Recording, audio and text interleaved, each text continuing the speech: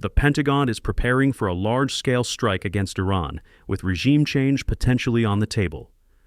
The USS Abraham Lincoln Carrier Strike Group is en route to the Middle East. Patriot and THAAD air defense systems are being positioned in the region. Non-essential American personnel and equipment are being withdrawn from vulnerable bases, and more than 36 tanker aircraft and heavy transport planes are deploying to the area. What was once in the planning stages is now moving toward execution. Iran is actively preparing as well. Russian and Chinese cargo planes have been flying into Iranian territory, almost certainly delivering weapons and ammunition. Since the middle of 2025, Tehran has been accumulating arms, with a focus on Chinese-made systems. On paper, Iran now possesses advanced air defense capabilities, including HQ-9B missiles. In reality, that edge is fragile. Air defense networks are only effective when they are layered and interconnected with complementary systems. Iran lacks that integration. The country's defense infrastructure remains vulnerable to coordinated strikes, despite recent acquisitions.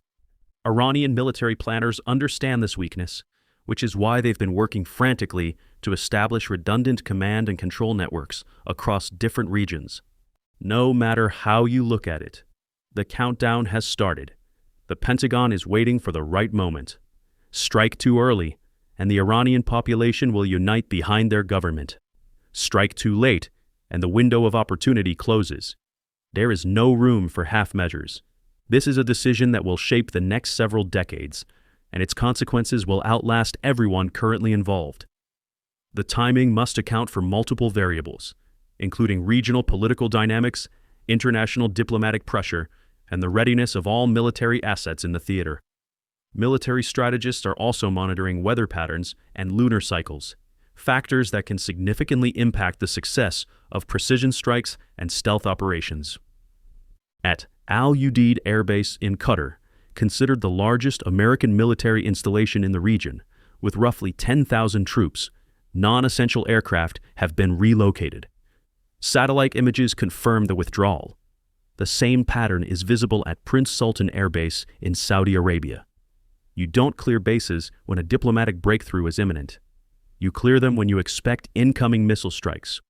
Al Udeid is less than 300 kilometers from Iran, and Shahab-3 missiles could reach it in approximately 4 minutes. The evacuation signals that the battlefield is being prepared for a significant confrontation.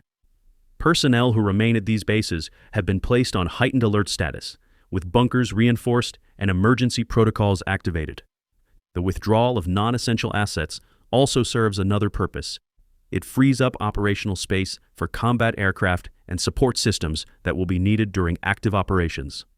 The first question isn't what the Pentagon is capable of doing, but what it intends to accomplish. Strategy must come before action. The administration's goals remain unclear. They range from forcing regime change through internal collapse or popular revolt to compelling Tehran into signing a restrictive nuclear deal. If the aim is to destroy Iran's nuclear facilities and eliminate the missing enriched uranium, the mission would require B-2 bombers, the only aircraft capable of carrying GBU-57 bunker-buster munitions. If regime change is the goal, the scope becomes far broader. Without clearly defined objectives, military action risks becoming an end in itself. This ambiguity creates challenges for military planners, who need specific parameters to develop effective operational plans. Different objectives require vastly different force structures, target sets, and timelines. A limited strike on nuclear facilities might last hours or days, while a campaign aimed at regime change could extend for weeks or months. Following the recent operation in Venezuela, some analysts believe the United States could pursue regime change by targeting senior Iranian officials. The theory is that eliminating key figures would destabilize Iran's leadership structure and force what remains of the government to accept American demands. However, an extraction mission similar to the one that captured Maduro in Caracas is improbable. American helicopters would need to refuel inside Iranian airspace due to the distance from friendly territory and the Persian Gulf. Caracas is near the coast, while Tehran is located deep inland. The need for mid-mission refueling is exactly what caused Operation Eagle Claw to fail in 1980, an attempt to rescue embassy personnel during the Islamic Revolution. That operation ended in disaster when helicopters encountered mechanical failures at a remote desert staging area, resulting in a collision that killed 8 American servicemen. The lessons from that failure have been studied extensively, but the fundamental geographic challenges remain unchanged. Any overt military operation against Iran would more likely take the form of targeted assassination strikes. But this strategy comes with serious drawbacks. Iran's system is ideologically entrenched. A kinetic strike that kills or removes a figure such as the supreme leader or a senior military commander would create shock. But it would also reinforce the Shia culture of martyrdom and rally the population. Moreover, eliminating the supreme leader wouldn't collapse the government.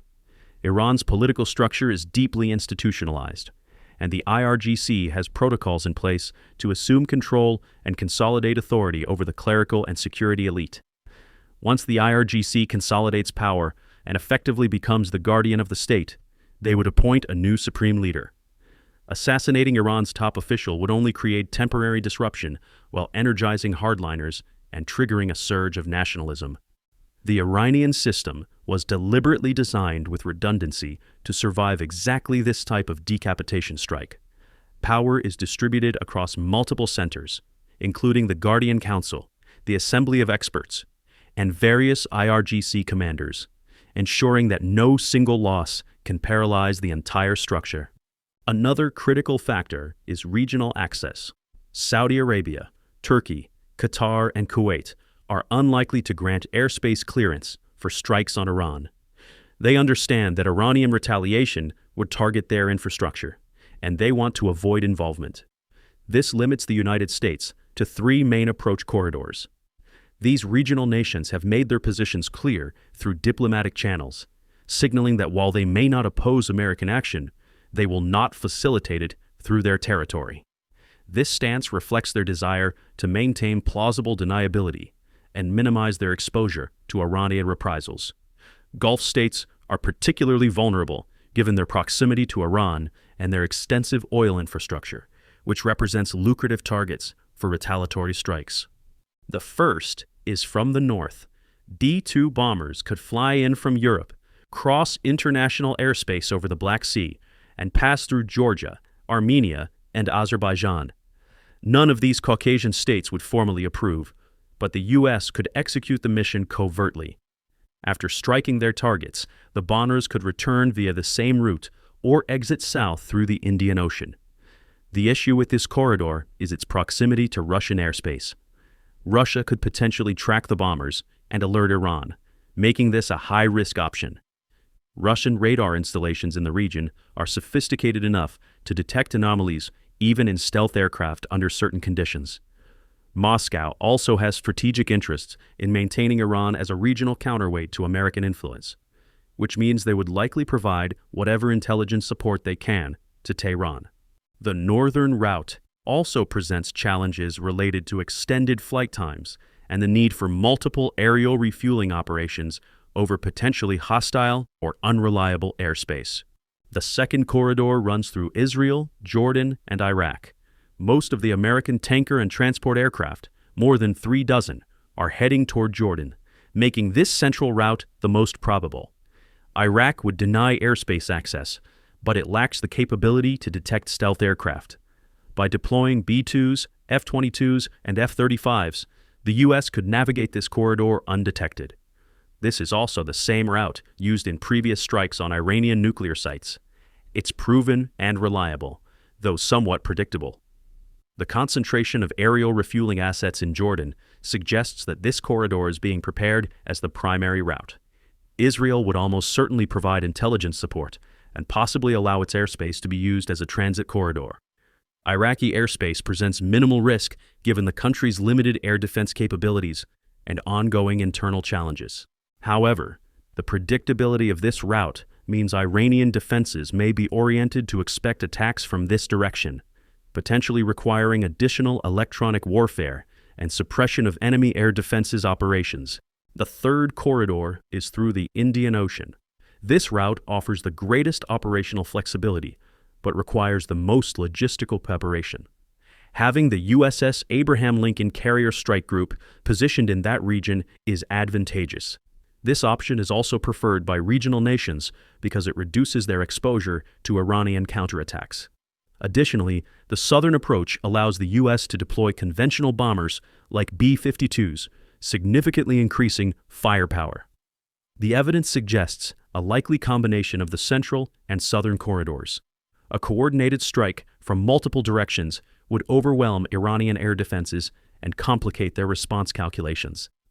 The southern route provides the additional benefit of allowing naval aviation to participate, bringing carrier-based FA-18 Super Hornets and EA-18G Growlers into the fight. These aircraft can provide critical electronic warfare capabilities and additional strike capacity. The Indian Ocean approach also enables submarine-launched Tomahawk cruise missiles to be integrated into the attack plan, adding another layer of complexity for Iranian defenders. If the focus remains on destroying Iran's nuclear facilities, the operation would stay relatively contained. B-2 bombers conducting precision strikes would suffice. However, if the objective shifts to regime change, the operation becomes far more complex. The United States could target IRGC infrastructure, command centers, and paramilitary leadership in an effort to weaken the security forces conducting the crackdown. This would create a brief period of internal chaos and uncertainty, but it wouldn't force meaningful negotiations or trigger the government's collapse. The Iranians would quickly restore operational command and replace lost commanders, just as they did during the 12-day war in June. The IRGC's organizational structure is designed with exactly this scenario in mind, with deputy commanders and alternate command posts ready to assume control within hours of any disruption. During this disruption, protesters might arm themselves and clashes with security forces could intensify, but it still wouldn't pose an existential threat to the regime. Only a prolonged, systematic campaign targeting Iran's military infrastructure, security apparatus, and political leadership over weeks or even months could threaten Tehran's survival. A single military strike wouldn't accomplish anything, but a sustained campaign that degrades Iran's military capacity and disrupts its security forces would create a vacuum within the IRGC. The remaining factions could then be pressured into negotiation and submission. Such a campaign would require maintaining air superiority over Iranian airspace for an extended period, a task that would demand continuous operations and significant resource allocation. It would also require targeting Iran's integrated air defense systems, radar installations, command bunkers, communications networks, and logistics hubs. Each successive wave of strikes would need to build on previous damage, systematically dismantling Iran's ability to coordinate an effective defense or mount coherent offensive operations. Iran's response would be proportional to the damage inflicted. In a low-level escalation, Iran could execute a limited pre-announced strike on American diplomatic or military targets in Iraq, or harass commercial and military vessels in the Strait of Hormuz. The objective would be to restore deterrence without triggering a wider conflict. Tehran has refined this strategy of calibrated escalation over years of confrontation with the United States and its allies. By telegraphing strikes in advance, Iran demonstrates resolve while providing adversaries an opportunity to minimize casualties, thereby reducing the pressure for massive retaliation. Harassment operations in the Strait of Hormuz could involve fast attack craft, mines, or cyber attacks on navigation systems, any of which would disrupt shipping without necessarily sinking vessels or killing crew members. A mid-level response could involve telegraphed strikes against U.S. military installations in the Gulf, including those in Saudi Arabia, Qatar, and Kuwait. This would immediately heighten the risk of regional war. Iranian missile forces possess hundreds of ballistic and cruise missiles capable of reaching every American base in the region. While these strikes might be announced in advance to allow for evacuations, they would still inflict significant damage on infrastructure and potentially cause casualties among personnel who cannot be fully evacuated. Such an escalation would force Gulf states to choose between maintaining their stated neutrality and actively joining the conflict on the American side. The political and economic consequences for these nations would be severe, regardless of which choice they make. Finally, Iran's leadership could pursue high-level escalation. While unlikely, this could involve unannounced Iranian attacks on American or Israeli targets, or an attempt to blockade the Strait of Hormuz. This would almost certainly lead to full-scale war, but would only occur if Tehran genuinely believed the United States was threatening its existence. Both sides will attempt to calibrate their responses to avoid total war, as long as the other does the same. A blockade of the Strait of Hormuz would have immediate global economic implications, given that roughly 20% of the world's oil passes through this narrow waterway. Iran could attempt such a blockade through a combination of mines, missile batteries, and naval forces, though maintaining it against American military power would be extremely difficult. The economic shock alone would likely prompt international intervention and potentially bring other nations into the conflict. Israel could join the American offensive and commit fully, but their primary mission would be entirely different. If the U.S. attack succeeds and contributes to toppling the government, Israeli jets would strike within an hour of the transition of power and destroy Iran's military infrastructure. At that fleeting moment of hope, while Iranians celebrate and the military command is in disarray, Israeli aircraft would dismantle Iran's air defenses, missile launchers, drone production facilities, and other military assets. Israel would eliminate everything, regardless of whether the new government is hostile or friendly. Within hours, Iran would lose 2 decades of military development. That's exactly what Israel did in Syria after Assad's fall, and that's what they would do in Iran. Israeli jets would be armed, fueled, and positioned for that precise operational window. Israeli military doctrine prioritizes eliminating potential threats before they can materialize into actual dangers. This preemptive approach has characterized Israeli strategic thinking for decades.